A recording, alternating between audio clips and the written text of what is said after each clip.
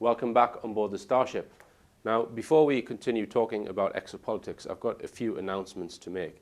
I featured on the show a few weeks ago Dave Hodrian, who spoke about a particular UFO sighting where a lady shone a laser beam into the sky. It was a green laser beam, and she then witnessed this UFO. And I've had various people contact me saying that this is a very unwise thing to do because it shines in pilots' eyes and makes them crash the plane and this kind of thing. So if you're going to shine a laser pointer into the sky, make sure first that there are no planes about. Okay, second announcement. Over the last few years, I've been involved in making the Rich Planet series on UFOs and related subjects. Now, up until now, these products have only been available to buy from the richplanet.net website. But for the first time, you can buy these products in a real shop. That is, if you live near Consett in County Durham. The computer retailer Media Monkey on Station View, Delves Lane, Consett is selling the DVDs. And they are also a good source for computer consumables, repairs and that kind of thing. Okay, so that's the plug over with. Now, I'm currently speaking at venues around the UK in the An Evening on Board the Starship 2011 tour, and I am looking for venues around the UK. The criteria for the venues are that they must be free of charge, they must have at least 100 seats, and there must be a bar. And I'm looking specifically for venues in the southeast of England and Scotland. So if you know of any venues anywhere in the UK that you can suggest that fit that criteria, then please get in touch with me via the richplanet.net website. Back to Anthony. Now, Anthony, we were talking about the Exopolitics conference, and you were mentioning that David Griffin is going to be talking about a contact case or an abduction case. And you were just telling me off camera there that there's footage of this that you're going to show at the conference. This lady's husband is in the security business, and so rigged the house with cameras, and they captured some footage. Some footage has actually been released, leaked onto the internet. I don't know how that happened, but so I mean, can you see a being in this footage at all, or what's? No, tell us. there are no. It doesn't say beings, but what you do see is what happens to the abductee during the abduction. We look forward to that. So that's going to be on day 3 of this conference. That'll be on the Sunday, yes. Right. Where can people get the tickets? You could possibly pay on the door actually, but depending on how popular it is, but it's probably worth booking in advance. So you can buy the tickets through the website or through the post. The details will be on the website. Okay. So day 1 of the conference is UFOs and the media, and I spoke on that subject last year. Now the first speaker is Robbie Graham, who his talk is entitled "A Hollywood UFO Conspiracy." What's that all about? Well, Robbie's actually doing a PhD thesis actually on the Hollywood's historical representations of UFOs. That's his PhD thesis. PhD, right? Yeah. Okay.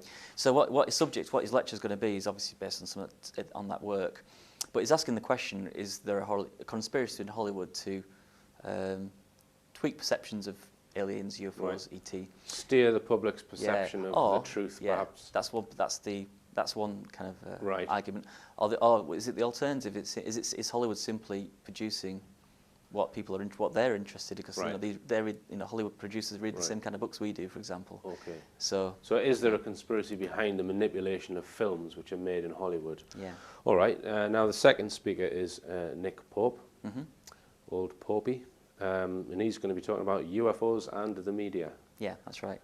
Yeah, Nick writes for a few newspapers. I think it's probably independent, but he writes for the Sun newspaper. Writes for the Sun. And he's written for other newspapers, and I've seen him on TV a couple of times recently as well. So he's never. Have you? So mainstream TV. Mainstream TV. If only we could get on mainstream. Yeah, no. So he's got he's retired from the Ministry of Defence. He doesn't work on the UFO desk anymore, but his career is now in the media. So he'll be speaking about his experiences of that and what his views are of that. Okay. And then directly after Nick is myself, and I'll be talking about, the title of my talk is Seeing Through the PSYOPs. A PSYOP, for those who don't know, is a psychological operation whereby something is put in the media specifically, well, not necessarily the media, a whole range of things. The term media is quite broad in that context. Basically to steer the public's perception of reality. And it's my opinion that the UFO subject has been lied about by mainstream media for decades, and that if we are to get the truth and disclosure, that needs to be corrected. We need more truth in our media, basically, across a whole range of subjects, not just UFOs, if we're going to get honest disclosure. Okay, following on from me is Andrew Johnson, and his talk is entitled Strands of Disclosure. Now, I don't believe for 1 minute that Andrew Johnson thinks that the government is going to bring about disclosure. So No. what's that mean then, strands of disclosure? What Andrew's going to be covering is basically, I guess, a recent history of things like sightings, cases, reports, as well as whistleblowers from within, say, Black Ops or astronauts, that kind of thing, and the kind of evidence that they present with, in relation to UFOs. Because, like, as you say, maybe, I mean, Andrew, I'm sure, like I say, I probably agree that Andrew is unlikely to think that David Cameron's going to come up tomorrow and say, yeah, ETs are real. But on the background, things are happening and the government has to respond. So the idea is, the concept there is what is driving disclosure, and Andrew's going to be presenting evidence coming out of. So disclosure is happening independent of government, involvement. It may reach a tipping point where where governments have to say something, otherwise they just lose all credibility. Right. That would, but I mean, I think that's probably a way off myself, but I still, if you ask 100 people on the street, majority of them would say, Yeah, without skipping ahead to Richard Dolan's talk and Bryce Zabel, who'll be on Saturday, that's the context, that's the subject of both Richard and Bryce's talks, actually, and their book, the context that government isn't, disclosure is not driven by the government, they're responding to situations. Right. And nothing's really happened yet, but if a UFO event happens in the next few years, and it was such a big event that there's no way it could be hushed up or manipulated, then it could be a disclosure event. Or that would. Well, the other possibility is that they manipulate an event deliberately so that they can then control the information. That's why we've got Ian Crane there on Friday. Right, okay. So staying on Friday, then we've got Bill Burns, who's the presenter of the very popular TV series UFO Hunters, which is an American TV series. I think, has it aired in the UK? I think it's been on. Yeah, I think it's been on History quite recently as well. Right. I think it was also Bill Burns was also was in the Ancient Aliens series. Ancient as well. Aliens, yeah. But the thing about Bill Burns has been producing a magazine in the US called UFO Magazine. Yeah. Very similar title to ours, but it was only ever sold in the US. But he's been doing that for, I think it's about 20 or 30 years. I don't know how long. So he's been doing it a long time. He sometimes gets criticism because he wears these dark glasses and a baseball cap. Makes him look like some kind of, shady, I don't know. Some Black Ops guy or something. Yeah, shady Black Ops guy. I like the series. Leather jackets and stuff. It just has the character, doesn't it? You've got nice diversity of characters on the series, which makes it entertaining. But Bill Burns, he also co-wrote the book The Day After Roswell with, what's the guy's name? Corso, yeah. Right. Corso.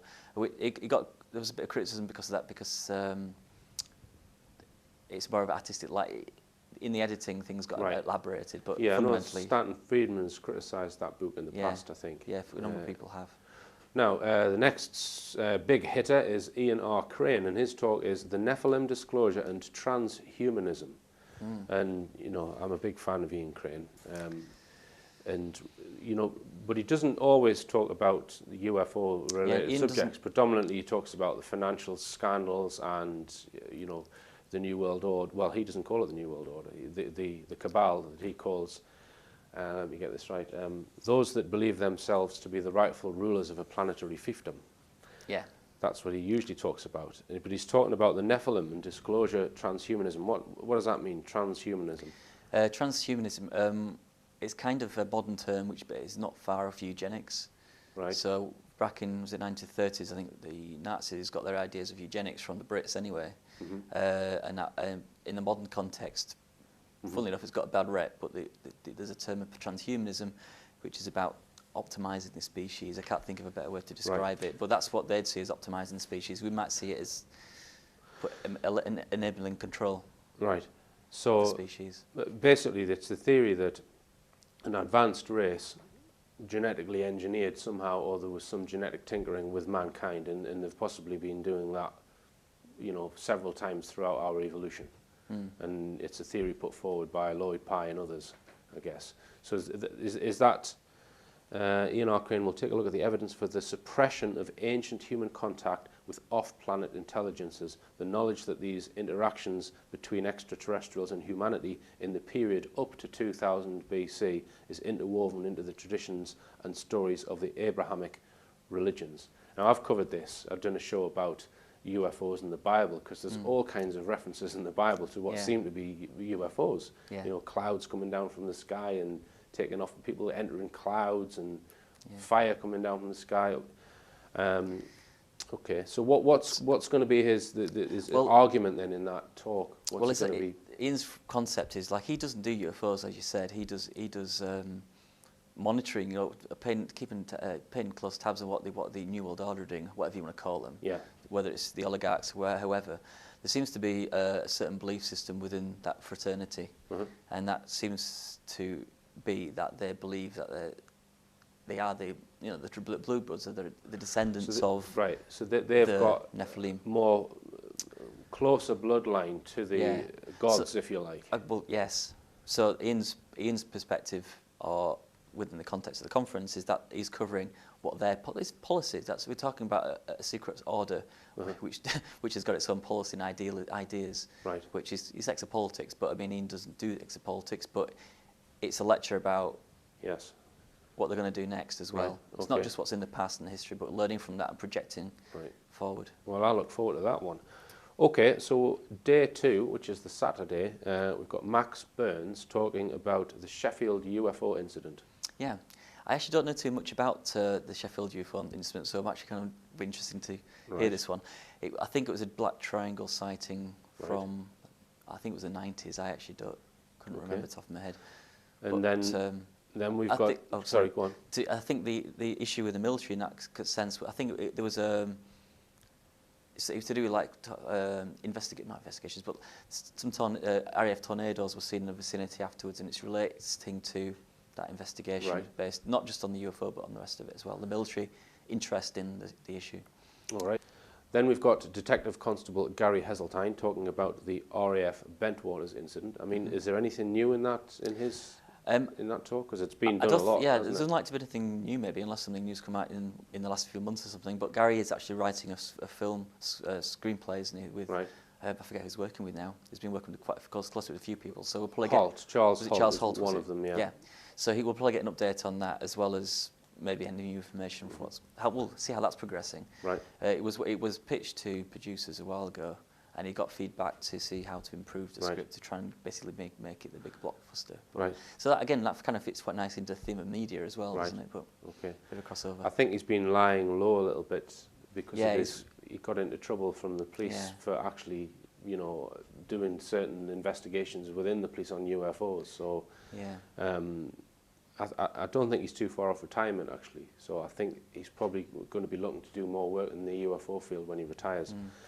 Following Gary's talk is my film premiere, which is all about the Berwyn UFO incident and basically the cover-up which followed it. I don't want to say too much about it, other than that there was a cover-up and the military were involved. Okay, next, Richard Dolan. Yeah, Richard Dolan has been to all 3 of our conferences now this time, and this time he's going to be talking about the secret space program. Richard is a historian, and he's been writing basically a trilogy of the history of the national security state in America's interest in the UFO phenomenon, and how they basically parallels. But in recent years, and he's writing the 3rd volume now. Actually, I'll just pause there, Anthony. Okay. Right. I've just been to the Starship Library to get Richard Dolan's book, UFOs and the National Security State, and it's some work. Actually, this has got a green cover on it, so you'll probably see straight through it. But yeah. Yeah, that's the 2nd volume of his trilogy, actually, and his 3rd one's still in progress. It covers 1973 to 1991, and his first one is up earlier. It's 47 from the creation of the National Security State in 1947. And it's, you know, they pretty much catalogue every major UFO incident throughout history, basically. Yeah. So yeah, one of the things that have come out of his work, Richard's work's kind of the foundations of basically exopolitics in UFOs, because without people like Richard doing that kind of documentation of the actual recorded history, you can't hope to kind of like make I guess leaps or policy defining. Yeah, you know, I mean, you've got one thing you have to point out about Richard Dolan is he is a historian. Yeah. That is his profession. Yeah. You know, so this is, you know, it's really is definitive. Really, I would imagine.